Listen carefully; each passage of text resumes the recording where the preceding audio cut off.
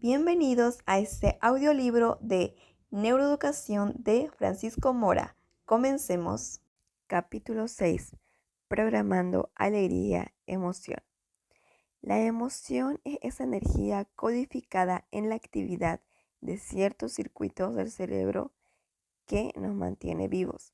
Sin emoción, sin esa energía base, nos encontraríamos deprimidos, apagados. Alguien con una emoción apagada no podría ver y darse cuenta ni siquiera de un elefante que pasase junto a él. Y esa emoción puede apagarse por muchas y varias circunstancias en el niño o el adolescente, o en cualquiera que vive en sociedad. Cuando tal apagón ocurre en el niño, sus consecuencias para la vida en el colegio, para aprender y memorizar son obviamente muy negativas. La emoción, el origen de su propia palabra, indica movimiento, interacción con el mundo. Es esta una conducta que incluye todos los cambios que se producen en el cuerpo, disparados por un amplio rango de estímulos que viene de todo cuanto rodea al individuo, o que también puede producirse desde la evocación de la memoria de tales estímulos y que indican recompensa, es decir, placer, o castigo, es decir, dolor. Emoción es también el medio de comunicación más poderoso que existe y con el que se han mantenido vivas millones de especies animales, en particular los mamíferos y más en particular los seres humanos.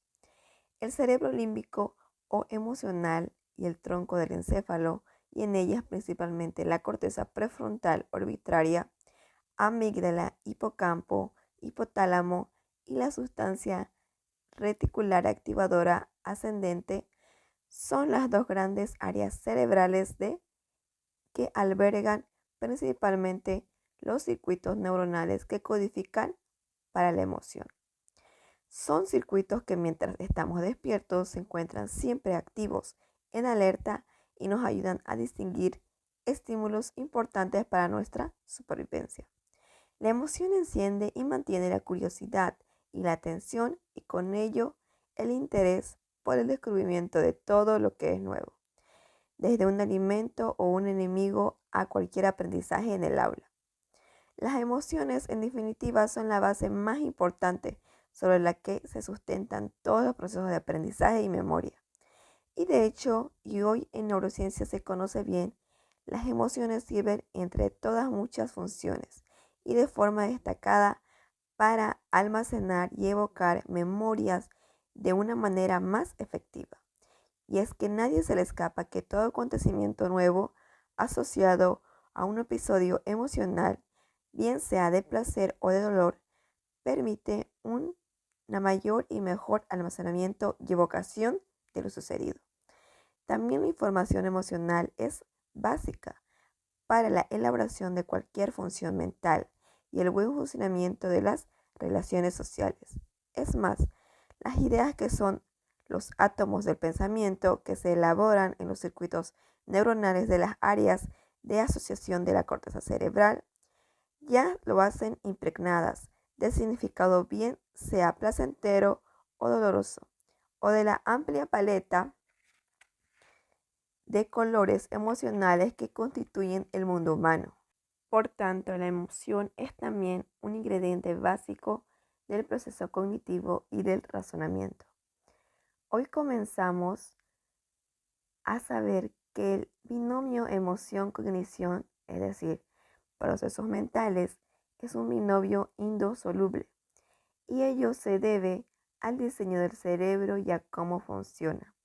Los abstractos, los conceptos que crea el cerebro, no son aspectos asépticos de emoción, sino impregnados de ella. Esto ya nos debe alertar acerca de la importancia de la emoción, tanto para el que aprende como para el que enseña. El que instruye debe ser consciente de ese mecanismo esencial que es la emoción, como vehículo de sus palabras, si quiere que éstas alcancen al que aprende de un modo sólido y conveniente. Y esto hay que saberlo bien. Máximo hoy que en nuestra cultura, en los colegios, incluso a los niños pequeños, se les enseña conceptos cognitivamente complejos de modo aséptico, desconexionados tantas veces de significado emocional. Y esto es un error, pues nada se puede llegar a conocer más que aquello que se ama, aquello que nos dice algo. Por eso son importantes las palabras y cómo se utilizan. Las palabras son el vehículo del conocimiento y en la enseñanza, debe ir siempre acompañado por la emoción. La palabra aún hoy en día, de tanta accesibilidad a medios técnicos, sigue siendo el centro de toda enseñanza. El que enseña utiliza la palabra lo mejor que puede y a partir de la palabra y de cómo se utiliza y cómo se entona, se puede crear ese atractivo capaz de activar la atención y del que escucha y aprende. Instrumento luminoso ya desde los tiempos de la Roma clásica, de la palabra en la Roma de hace más de 2000 años, decía Marcelino Menéndez Pelayo. El arte de utilizar la palabra en público con corrección y belleza, sirviéndose de ella para simultáneamente agradar y persuadir, tuvo en Roma un uso temprano y prolongado. En Roma, la oratoria impregnaba gran parte de la vida pública y su valor era conocido en los tribunales, es decir, discursos judiciales, en el foro, es decir, discursos políticos, y en algunas manifestaciones religiosas, ya sea elogios fúnebres. Y termina don Marcelino. El arte de hablar bien se convierte también en un instrumento educativo de primera magnitud. Pero no la emoción es relevante para la palabra y en esta no solo en la palabra hablada o en la escrita, es decir, en la lectura, sino también para las matemáticas. Nada de ello cobra vida y se articula con el razonamiento sin el pegamento emocional. Y junto a esto, en la toma de decisiones, en cualquier decisión se basa o tiene también un fuerte componente emocional. En el estudiante, adolescente o universitario en particular y en su oficio de aprender, las decisiones se toman cada día, cada hora, cada minuto y de elegir qué carrera estudiar en la universidad hasta ese cotidiano asistir o no a clase en un día, estudiar por la tarde tras las clases de la mañana. ¿Con qué asignatura comenzar o dentro de la asignatura escogida, con qué tema hacerlo? Y dentro de ese tema, qué trozo, según se sepa mejor o peor el tema. O presentarse o no al examen, evitando o aceptando castigo de un supuesto.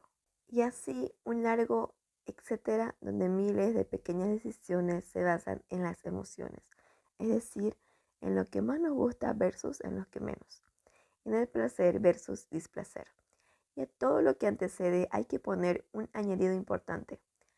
Refiere a ese componente de las emociones, genuinamente humano, que son los sentimientos, y esto es, a la reacción subjetiva de las emociones.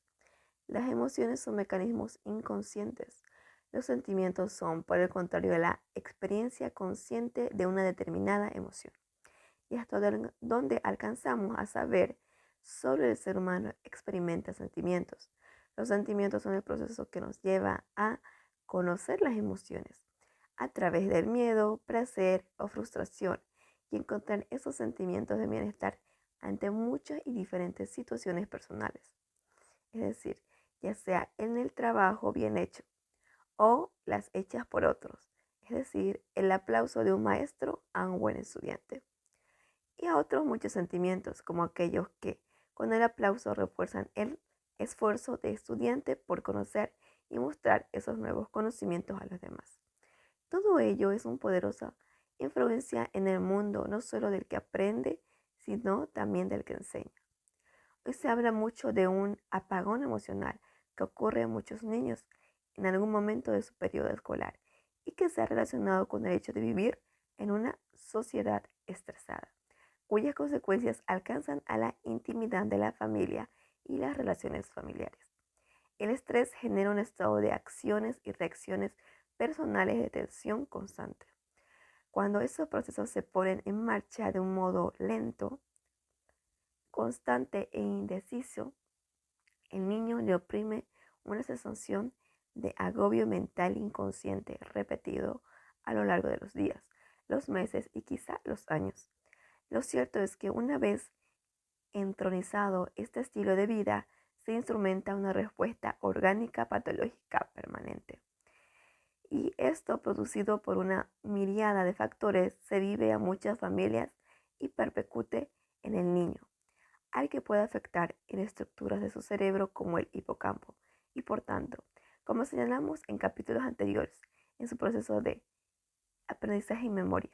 Pero además, algo tan importante como esto puede afectar a la emoción misma, y a partir de ella sobre los mecanismos codificados como la curiosidad y la atención. Por tanto, es con el apagón emocional cuando aparecen los problemas, muchos de ellos graves, en la conducta de los niños y que se expresan mayormente en el colegio y a la hora de aprender y memorizar. De eso, de ese entorno familiar puede nacer un niño con estrés, no expresado en ninguna anormalidad cognitiva especial o hiperactividad o síntomas depresivos clásicos, sino simplemente con una cierta apatía manifestada con una atención baja, difuminada y dispersa, y nunca demasiado pronunciada, que repercuta en su rendimiento mental en el colegio. El estrés es ciertamente una actividad cerebral y conductual fisiológica y consustancial a nuestros estilos de vida durante millones de años. Pero los estilos de vida han cambiado en el hombre moderno y ello ha dado lugar a la patología del estrés y con ella referido de nuevo a los niños, expresado en lo posible falta de un sueño profundo, suficiente y reparador, mecanismo cerebral esencial para producir y alcanzar la consolidación de todo lo que aprendió de modo relevante durante el día, y a síntomas como la irritación y la desatención que hemos mencionado. Cuando este proceso se pone en marcha, altera la conducta del niño de un modo poco aparente. Y hoy se conoce un tratamiento efectivo y poco costoso que mejora los síntomas producidos por este tipo de estrés. Me refiero a la práctica de ejercicio físico aeróbico. Los efectos del ejercicio físico aeróbico funcionan a cualquier edad, desde el niño y el adolescente, adulto y al anciano. Este tipo de ejercicios practicado con regularidad rebaja las respuestas estresantes y ejercicio y modula y cambia la configuración del cerebro en aquellas áreas que tienen que ver con el aprendizaje y la memoria. De esto se ha dado cuenta los especialistas y frente a la idea sugerida hace unos años en particular en Estados Unidos de que había que rebajar el número de horas semanales dedicadas a la gimnasia y a los deportes y dedicarlas en su lugar al duro aprendizaje abstracto. Ahora de nuevo, a la luz de los beneficios que sobre el cerebro produce el ejercicio físico aeróbico, se ha regresado a la idea de potenciar y dedicarle tiempo suficiente en los colegios. Estudios recientes lo han venido poniendo de relevancia. Uno de ellos en particular resulta muy interesante.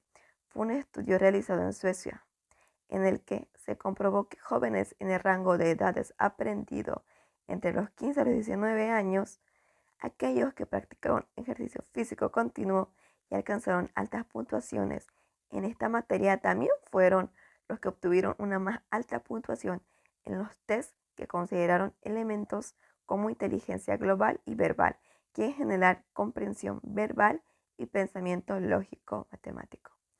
Lo interesante de este estudio fue además que cuando muchos de estos jóvenes fueron evaluados 50 años más tarde, es decir, con independencia de que en el intervalo de estos años hubieran seguido o no haciendo ejercicio, aquellos que habían practicado ejercicio físico en su juventud demostraron tener mejores habilidades mentales durante el envejecimiento. Esto tiene que ver con lo que se conoce como reserva cognitiva. Y es que hasta hace bien poco tiempo se pensaba que los efectos de la práctica del ejercicio físico sobre el cerebro no eran acumulativos. Es decir, se creía que el ejercicio físico realizado a edades tempranas no influía en absoluto. Es decir, si luego no se seguía practicando durante el envejecimiento tardío. Este no parece ser el caso de juzgar por las investigaciones más actuales.